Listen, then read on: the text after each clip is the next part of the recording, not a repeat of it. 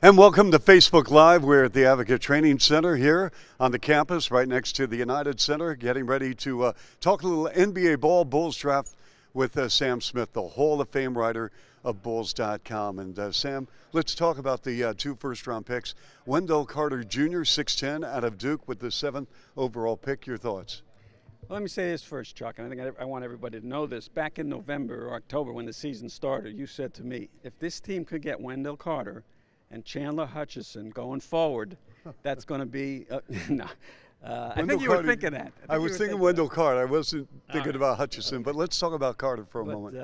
Yeah, you know, I think the notion is that it was sort of a fallback position. You know, there was a lot of bigs, obviously DeAndre Ayton, you know, Bamba, Jackson, so there was a lot of talk.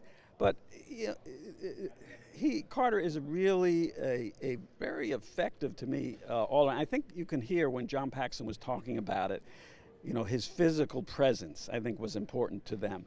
That when he said a couple of times, you know, he looks like a man now. I think the point was that he looks like he's ready to play in the NBA. He can deal with the physical aspect of it, and not that guys can't grow into it. But here's a guy who has that ability, has that base, and he also has these skills. Now, he's not super explosive, but he can step outside and make threes, which is important in this era with big guys. And even more so, you know, defend out in space, as they say, defend on the perimeter, switch and get guys. You know, as you know, not a fabulous athlete, but great skilled, a rebounder, team player, and a guy who, and I think that's important to with the Bulls and they're trying to build, a guy who fits with the players they have. Well, also, over the past 12 months, you think about the additions to this ball club now with Wendell Carter, and you also have Chandler Hutchison, along with the 3 players they picked up in the Butler transaction of a year ago. So the Bulls are adding quality players, which is important. And also, you look at Market and Carter now, Sam, that these are 2 foundation elements as we, you know, move on for the next really decade, don't you think?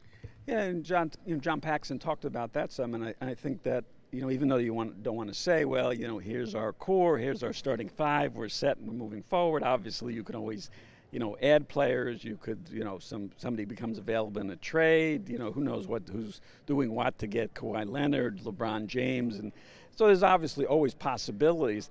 But you know, sort of coincidentally, you have 2 positions filled where you were probably weakest. No offense to Robin Lopez, but is going into the last year of his deal. So now you have a center who plays off an active power forward in college, played off Bagley, and now you've got a guy like Lauri Markkanen. And so you can see the fit, that 2 guys fit together really well in college, the way they played. And, you know, the Bulls see, as you know, they see Markkanen the ability to play some 5, step outside, do both things, and switch off.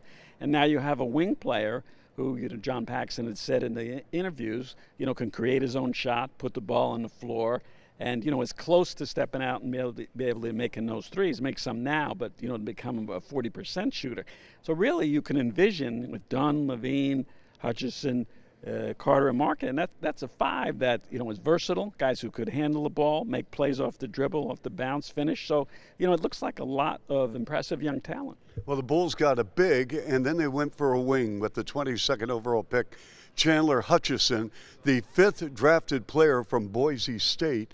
Of course, for a lot of NBA fans, probably. Who do you have it for? Well, I could tell you one player that I had with the Raptors, Chris Childs. He was from Boise. Yeah, okay. Chris Childs, who played for the Knicks and played for the Raptors. But 6'7" wing player. We're talking about Hutchison, can shoot the 3, but he's got an impressive wingspan as well. How do you think he's going to fit in? Well, as we were saying, you know, when the season ended and media asked John Paxson, they say, what's you know, the goal for this team? What's the greatest need? And obviously you don't want to commit, but the one thing he said is a wing player. You know, and that's such an important, you know, obviously we changed the names of position. It was basically a small forward, Scottie Pippen type of guy who can, you know, slash, you know, off the small forward position, create a shot, and pass the ball to his teammates. And, you know, because they've been moving guys around, you know, Justin Holiday was sort of a little thin and more of a shooting guard, and David Nwaba came in a little small. And so you could see they were, you know, trying to find a fit and really couldn't. And now here's a guy who, you know, is a sort of prototype, 6'7", you know, can do a lot of things, put the ball on the floor, make passes. And so that was an obvious need that they had talked about going in. And I think, going into the draft, I think maybe they were hoping that, that kind of player would be there in the top, 7, where they ended up picking.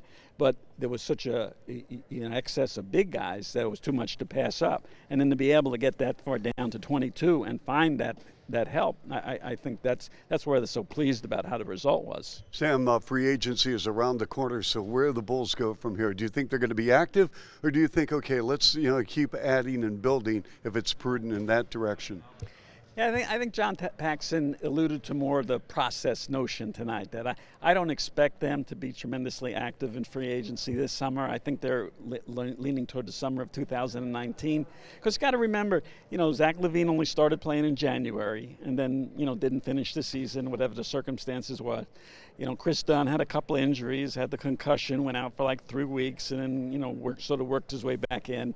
And with Markkanen, those three really hadn't played together. So I think this season is much more of an opportunity to get those guys together playing and be able to implement the two rookies to see how they'll play with them. So I don't think they want to really add to that at this point to get, to see what they have with that going forward, and then be in a position the following summer when you got more money on the books, Robin Lopez's, salary comes off, and then you have some opportunities. And there's not going to be a lot of teams with a lot of money, as you know, so they might have a lot of options in free agency at that point. All right, one final question, Sam. Maybe we can talk a little about the NBA tonight as far as the draft and anything come out of it. Are you surprised there weren't more trades?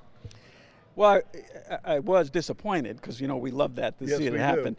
And I think we're looking at free agency, obviously all the talk with Kawhi Leonard. I think Cleveland, they picked Sexton. Was that? Yes. I can remember that thing. So that doesn't sound like LeBron James coming back. No offense to Sexton, but a ball dominant point guard who doesn't shoot. So I think obviously that's going to be a major story going forward. Paul George, and so I think we're going to see a lot more of the stuff we sort of talked about, and as far as trades when we come to the free agency period. I think it was a strong draft and a deep draft, and you get guys like, Hutchinson and going down into the teens and 20s where they'll be productive players.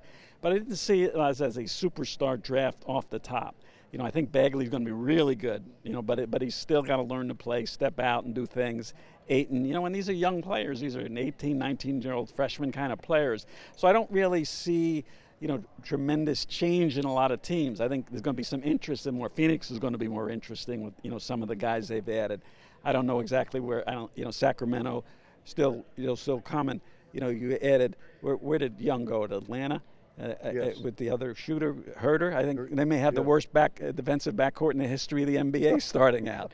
But I think Dennis Schroeder is going to be on the move. Yes, I think we're going to see, Orlando, which was interesting because we all thought they were going to pick a point guard, pick Bamba.